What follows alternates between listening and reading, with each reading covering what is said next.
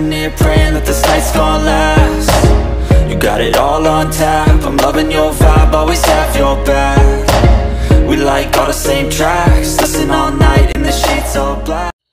Halo semua, salam sejahtera Malaysia. Selamat datang ke channel Fels Lifestyle. Info padu, info hangat disediakan di dalam channel ini. Tuan-tuan dan puan yang amat dihormati, duka cita, satu lagi keputusan mengejutkan, di mana bicara saman fitnah Dr. Mahathir dan Zahid Hamidi, Presiden UMNO, tangguh pada 19 Julai. Nah, di dalam penangguhan ini rupanya kejadian sebenarnya adalah disebabkan Mahkamah Tinggi diberitahu bahwa Tun Mahathir ataupun bekas Perdana Menteri kini dirawat di IJN. Dr. Mahathir Mohamad yang mendakwa Zahid Hamidi memfitnah beliau ketika mesyuarat bahagian UMNO di Kelana Jaya pada 30 Julai 2017.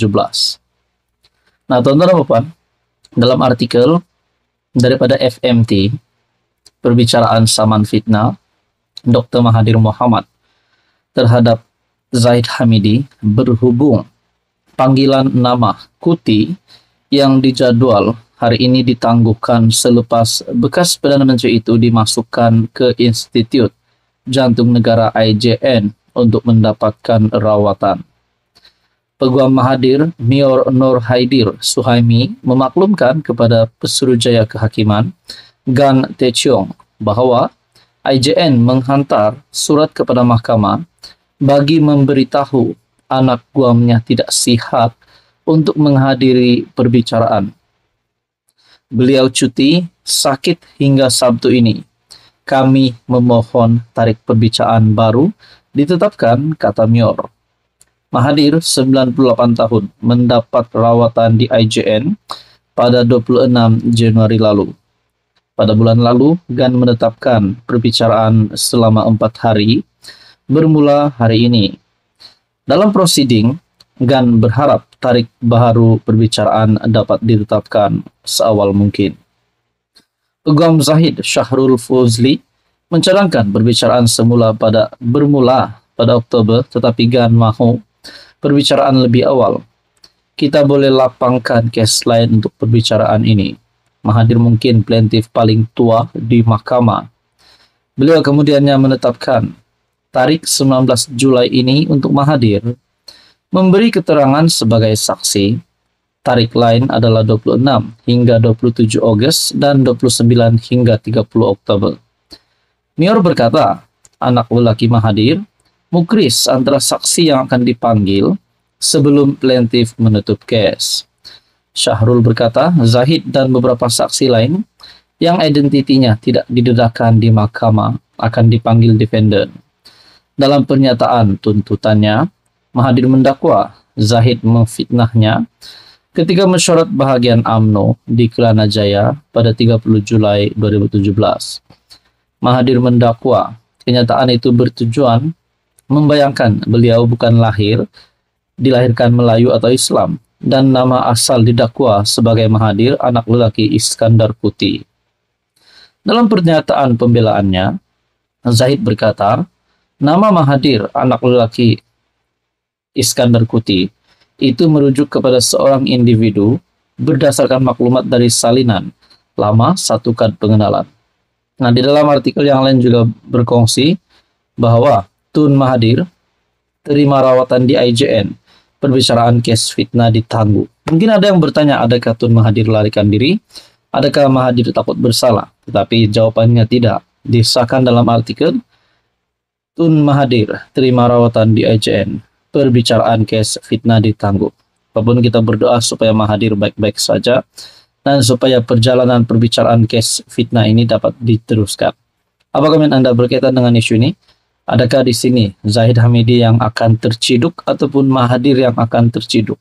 Nah, siapapun juga bersalah, sudah pasti akan dikenakan tindakan undang-undang. Apa komen Anda? Sekian saja, teruskan bersama dalam channel ini. Untuk info yang seterusnya, jangan lupa tekan butang like, share, dan juga subscribe. Halo semua, salam sejahtera Malaysia. Selamat datang ke channel Fels Lifestyle. Info padu, info hangat disediakan di dalam channel ini.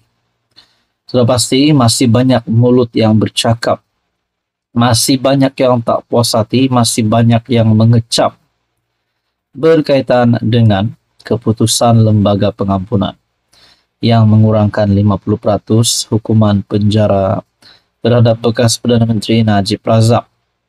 Kini Najib Razak menjalani hukuman penjara 6 tahun, di mana sebelum ini diputuskan adalah 12 tahun. Dan denda RM 210 juta pula dikurangkan kepada RM 50 juta. Sudah pasti kem Najib Razak, pengundi-pengundi yang setia, penyokong UMNO yang semata-mata setia bersama UMNO karena Najib Razak tak puas hati dengan keputusan ini. Dan pada akhirnya tempias ini, perkara ini telah terkena kepada kepimpinan Kerajaan Perpaduan, kepada kepimpinan parti-parti di dalam gabungan bersama UMNO Barisan Nasional di dalam Kerajaan Perpaduan, tidak lain dan tidak bukan PKR ataupun Pakatan Harapan.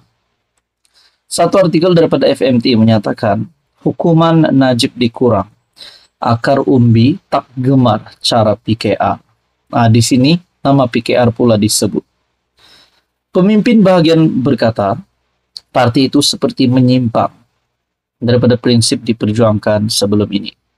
Adakah isu ini akan membawa kepada kejatuhan Zaid Hamidi sebagai Presiden UMNO? Walaupun sebelum ini ada gesaan untuk Zahid ditukar. Adakah keputusan ini akan membawa kepada lebih ramai lagi penyokong-penyokong UMNO akan alih sokongan pada PRU 16? Itu menjadi persoalan dan sudah pasti perkara yang paling dirisaukan UMNO. Akar umbi PKR dikatakan tidak gemar cara parti menangani pengurangan hukuman bekas Perdana Menteri Najib Razak. Selain bimbang kemungkinan mereka memboikot pada PRU akan datang dakwa pemimpin bahagian. Bercakap dengan syarat enggan dinamakan, pemimpin dari Lembah Kelang berkata ramai ahli hilang arah tuju bagaimana mempertahankan PKR di sebalik kritikan. Sudah pasti kepimpinan kerajaan juga dikritik, dikecap, seolah-olah ingin membantu Najib keluar daripada penjara. Namun seperti yang kita tahu, Kerajaan Perpaduan pimpinan Datuk Seri Anwar Ibrahim tidak kena-mengena berkaitan dengan keputusan ini. Katanya PKR sebelum ini lantang menyentuh isu 1MDB sehingga ke tahap mau Najib dipenjara. Namun pemimpin kita seperti menutup mulut terhadap pengurangan hukuman dan memberi amaran kepada ahli yang bercakap mengenainya, katanya kepada FMT. Pemimpin juga turut mendakwa ahli kecewa dengan pimpinan yang bukan saja menolak pandangan aktivis dalam parti, malah memberitahu mereka supaya mengamalkan disiplin parti. Najib yang menjalani hukuman penjara pada 23 Ogos 2022 selepas Mahkamah Persekutuan mengekalkan sabitan dan hukuman dalam kes melibatkan bekas anak syarikat 1MDB. Seorang lagi pemimpin bahagian mengingatkan pemimpin PKR, sebagai rakan sepasukan tidak bermakna seseorang tidak boleh membangkitkan kebimbangan. Masa lalu kita meraihkan pandangan dan kritikan ahli parti tanpa mengira kedudukan, selagi mana ia dibuat tanpa niat jahat dan dalam ruang lingkup perlembagaan parti.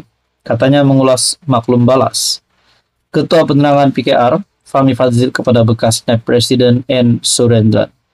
Sebelum ini Fahmi memberitahu Surendran agar mengamalkan disiplin parti, selepas bekas MP Padang Serai itu menyuarakan rasa tidak puas hati terhadap sikap berdiam diri memalukan PH atas siasatan kes hasutan melibatkan bekas MP Damansara Tony Pua. Nah, saudara-saudara, perkara ini membawa kepada isu yang bangkit ini sudah pasti menjadi persoalan kepada UMNO dan juga PKR sebagai parti di dalam kerajaan. Nah, apa komen Anda berkaitan dengan isu ini? Sekian saja, teruskan bersama di dalam channel ini.